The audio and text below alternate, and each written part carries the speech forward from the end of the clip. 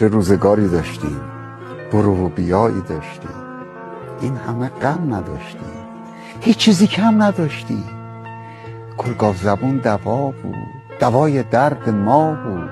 مادر بزرگ صفا داشت، حرفای بی‌ریا داشت، وصلت‌ها با دعا بود. همه کارا با خدا.